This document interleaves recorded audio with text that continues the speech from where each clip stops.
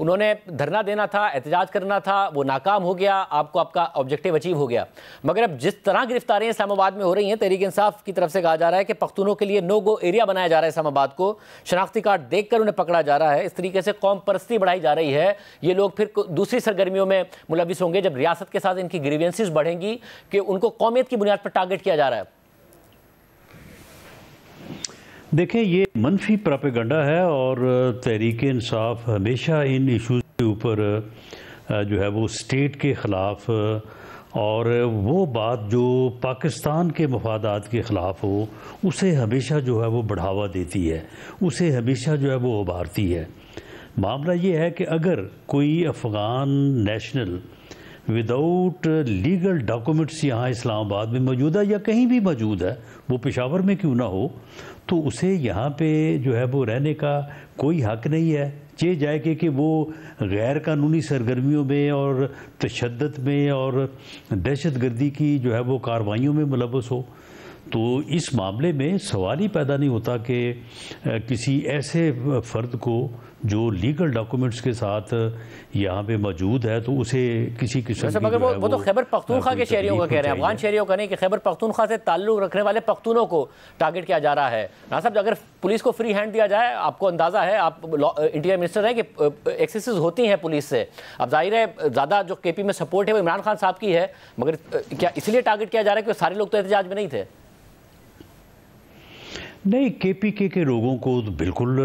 Target نہیں کیا گیا، نہیں کیا جائے گا،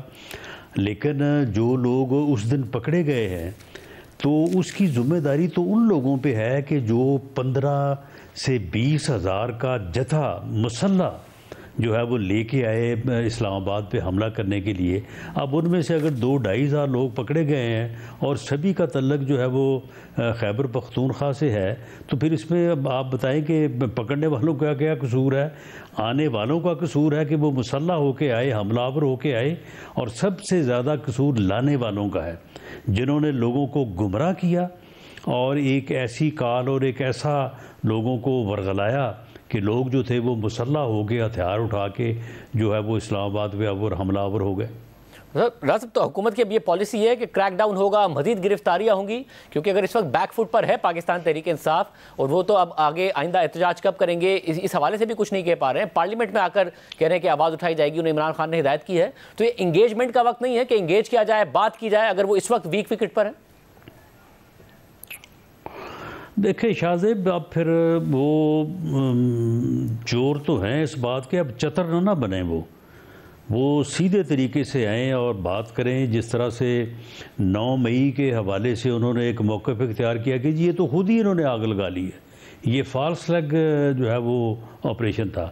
اب انہیں اس بات کو تسلیم کرنا چاہیے کہ انہوں نے ایک کال دی، انہوں نے لوگوں کو وہاں پہ ورغلایا، وہ مسلح لوگوں کو انہوں نے یعنی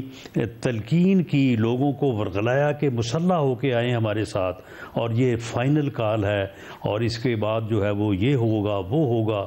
اور کفن باندھ کے آئیں، پیچھے جنازہ کی تلقین کر کے آئیں، گھر والوں کو کیا کیا باتیں جو ہے وہ انہوں نے نہیں کی۔ تو اس طرح سے جو وہ آئے ہیں، اور ہم نے تو میں نے یہ پہلے کہا تھا کہ یہ لوگ جو ہیں انہوں نے بالکل غلط کال دی ہے، غلط کر رہے ہیں، کوئی ان کی تیاری بھی نہیں ہے، ایسے ہو بھی نہیں سکتا جو یہ کہہ رہے ہیں، اور یہ بڑا ان کا فلاپ جو ہے وہ یہ ان کی پروگرام یا ان کی تحریک ہوگی۔ وہ کہہ رہے فلاپ نہیں تھا، ہمیں سیدھی گولیاں ماری گئی، ہم یہ تھوڑی سوچ کے آئے تھے کہ ریاست ہمیں سیدھی گولیاں مارے گی، وہ یہ کہہ رہے ہیں فلاپ تو نہیں تھا، وہ کہہ رہے ہیں نہیں تو سیدھی گولیاں تو انہوں نے ماری ہیں، جو 232 لوگ، 250 آدمی زخمی ہوا ہے لا انفورسنگ ایجنسیز کا، ان میں سے 71 لوگ ایسے ہیں کہ جن کو فائر آرم انجریز ہیں، وہ کس نے ماری ہیں؟ وہ جو لوگ شہید ہوئے ہیں ان کو کس نے مارا ہے ان کو؟ تو معاملہ یہ ہے کہ کس طرح سے یہ 2 دن تک راستے میں ہر رکاوٹ کو روند کے جو ہے یہ اسلام آباد پہ انہوں نے آ کے جو ہے وہ چڑھائی کی ہے، اور ہر قسم کا اسلحہ ان کے پاس موجود تھا، ساری دنیا نے ان کو دیکھا ہے، ہر چیز جو ہے وہ اس کی آڈیو ہے، ویڈیو ہے۔ تو جب آپ اس طرح سے جو ہے وہ اتنا بڑا موب جو ہے مسلح بھی ہو، وائلنٹ بھی ہو، تو وہاں پہ کیا معلوم کہ کس نے مارا ہے یا کس کی گولی کس کو جا کے مگر صاحب اس میں جو ہے وہ لگی ہے. اور اب جو ہے اب یہ کہہ رہے ہیں کہ ہم پرامن آئے تھے. اب آپ مجھے بتائیں کہ اس سے بڑا جھوٹ اس زمانے کا ہو سکتا ہے کہ یہ کہیں کہ جی ہم پرامن احتجاج کے لیے آئے تھے. مگر صاحب اس میں جو حکومت کا ریاکشن اس پر بھی تو سوال اٹھا ہے نا. جیسے اسلام آباد ہائی کورٹ کے چیف جسٹس کا جو حکم نامہ تھا اس کو بنیاد بنا کر انہیں روکا گیا, مگر آج انہوں نے حکومت پر بھی برہمی کا اظہار کیا کہ بھائی میں نے تو تاجروں کا کاروبار نہ متاثر ہو, شہریوں کے روزمرہ کے کام نہ متاثر ہو, اس لیے میں نے حکم دیا تھا. حکومت نے خود ہی سب کچھ بند کر دیا, میں نہیں عدالت آ سکا, ڈسٹرکٹ کورٹس نہیں عدالت آ سکی. تو حکومت بھی کون سا پروپورشنل رسپانس کر رہی ہے؟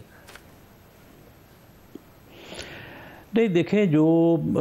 یعنی روکا گیا یا دوسرے لفظوں میں کہ جو ہے وہ کنٹینرز اور باقی چیزیں جو ہیں وہ جو پیش بندی کی گئی, وہ اتنے بڑے موب اور اتنے وائلنٹ موب کے سامنے وہ چیزیں جو تھیں وہ ساری جو ہے وہ کارگر تو ثابت نہ ہو سکی, لیکن اس کی وجہ سے لوگوں کو واقعی بڑی جو ہے وہ تکلیف ہوئی. 2 دن بلکہ 3 دن تک لوگ اپنا کاروبار نہیں کر سکے, لوگ اپنے گھروں تک محدود ہو گئے, لوگ آفس نہیں آ سکے, لوگ اپنا کوئی کام نہیں کر سکے, ہاسپٹل میں مریضوں کو جانے کے لیے دقت پیش آئی. اور یہ جو یعنی لوگوں کے ساتھ یہ جو معاملہ ہوا, یہ صرف اسلام آباد نہیں, پنجاب میں بھی صورتحال جو ہے وہ ایسی ہی تھی. تو یہ بہرحال اس میں کمی رکھی جا سکتی تھی. پنجاب میں خاص طور پہ جتنی یعنی وہ وائلنس سامنے آئی ہے تو اس کے لیے کوئی شاید اتنے انتظامات کی یا اتنی سختی کی ضرورت نہیں تھی, لیکن بہرحال صاحب دیکھیں نا, ریاست تو ایسا لگتا ہے کہ مزید سختی کے ہی ریاست تو ایسا لگتا ہے مزید سختی کے ہی موڈ میں ہے, جس سے عام عوام بھی بھگت رہے ہیں. انٹرنیٹ کی سپیڈ آپ کے اپنے موبائل پہ آپ نے دیکھ لیا ہوگا کہ کس طریقے کی رہ گئی ہے. وہ فائر وال لگانا تھا, ملک میں جو بزنسز ہیں وہ آواز اٹھا رہے ہیں کہ کیا ہو رہا ہے, پھر قدغنیں لگائی جا رہی ہیں. اب ایک نیا قانون مزید پی کا 2016 میں امینڈمنٹ کی جا رہی ہیں اور اس کو مزید سخت کیا جا رہا ہے. مگر ہم نے دیکھا ہے کہ ماضی میں بھی جو قانون بنے ہیں اس میں ریاست اور حکومت کی جو بنیادی آبجیکٹو ہوتا ہے, بنیادی مقصد ہوتا ہے, وہ فیک نیوز کو روکنا نہیں ہوتا, وہ مس انفارمیشن کو روکنا نہیں ہوتا ہے. ایسا لگتا ہے کسی کو غصہ آتا ہے اور اس کے بعد وہ بس چاہتا ہے کہ آدمی کے خلاف کوئی کارروائی کرنی ہے, مطیع اللہ جان پر چاہے منشیات ڈال دی یا کسی کو غائب کر دیا صحافی کو, پھر وہ مل ہی نہیں رہا ہے. تو لگتا نہیں ہے کہ فیک نیوز کا سدباب کرنا ریاست کا بھی کوئی مین آبجیکٹو ہے, بس غصے میں کچھ نہ کچھ کرنا ہے؟ بہرحال شاہ زیب, جب جس طرح سے آپ نے پہلے بات کی کہ جب پولیس کو تھوڑا فری ہینڈ ملے گا تو پھر ایکسیسز جو ہیں وہ بیچ میں جو ہے وہ ہوتی ہیں, تو معاملہ یہ ہے کہ جب اس قسم کا ماحول, اس قسم کے حالات پیدا ہوتے ہیں تو اس میں پھر کچھ نہ کچھ جو ہے وہ ایسا ہو جاتا ہے کہ جو بالکل قانون کا, لا انفورسنگ ایجنسیز کا مقصد نہیں ہوتا. لیکن معاملہ یہ ہے کہ حالات کو اس نہج پہ لے کے جانا, اس طرح سے بگاڑ پیدا کرنا اور پورے معاشرے کو جو ہے وہ ایک آزمائش سے 2-4 کر دینا, یہ ایسا کرنے والوں کا بھی تو کوئی احتساب ہونا چاہیے نا. مولانا صاحب وہ آئے تھے, کرنے والوں کے اوپر بھی کو 2 لفظ جو ہے وہ بھیجے جانے چاہیے. مولانا صاحب وہ آئے تھے, جو لوگ احتیاط کرتے ہیں یا رکاوٹ کرتے ہیں ان سے بھی ایکسیس ہو جاتا ہے, لیکن جو پورے معاشرے کو اس قسم کی صورتحال سے 2-4 کرتے ہیں تو انہیں بھی کوئی جو ہے وہ احساس ہونا چاہیے. مولانا صاحب آپ نے پہلے بھی ڈیل کیا ہے, اتنی سردی میں یہ لوگ آئے تھے, آپ کو لگتا ہے کہ پہلے بڑے تھکے ہوئے تھے؟ خود تحریک انصاف کہہ رہی ہے کہ 2 دن سے کارکن بڑا تھکا ہوا تھا. اگر یہ ڈی چوک آ جاتے بغیر رکاوٹوں کے آ جاتے, آپ کے خیال میں رک پاتے؟ آج جب آپ اور میں بات کر رہے ہیں, کیا یہ وہاں ہوتے جو انتظامات بھی نہیں تھے ان کے پاس کوئی؟ دیکھیں, دونوں صورتیں ہو سکتی تھیں. ایک صورت یہ تھی کہ یہ وہاں پہ کوئی ان کا انتظام نہیں تھا, صرف بس لوگوں کو کہہ دیا کہ جی پہنچیں جی ڈی چوک, پہنچ گئے جی, اب اس کے بعد آگے کچھ بھی نہیں. اور وہاں پہ ان کا ٹھہرنا, وہاں پہ ان کا سسٹین کرنا جو ہے بڑا مشکل تھا. لیکن ایک صورت یہ بھی تھی کہ جس قسم کے عناصر, جس قسم کے تخریب کار, جس قسم کے جو ہے وہ ٹرینڈ جو ہے وہ ٹیررسٹ جو ہے وہ اس موب میں موجود تھے,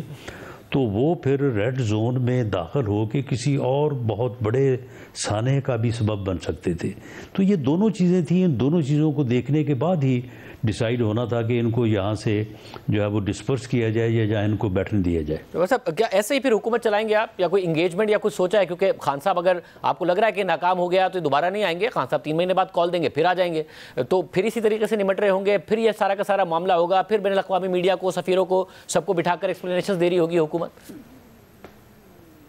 دیکھیں شاہ صاحب، جہاں تک تو دوبارہ آنے والی بات ہے، یہ میری بات آپ لکھ لیں کہ اب یہ اتنی جلدی دوبارہ آنے کی پوزیشن میں کبھی بھی نہیں ہوں گے، بلکہ شاید یہ دوبارہ آنے کی پوزیشن میں کبھی بھی نہ ہوں، کیونکہ انہوں نے لوگوں کے ساتھ بہت زیادتی کی ہے۔ بھلے وہ لوگ ان میں کچھ ورکر بھی تھے، چلیں سارے کوئی جو ہے وہ تخریب کار یا دہشت گرد ٹرینڈ نہیں تھے، تو ان کو لا کے جس طرح سے یہاں پہ چھوڑ کے یہ لوگوں نے راہ فرار اختیار کی ہے۔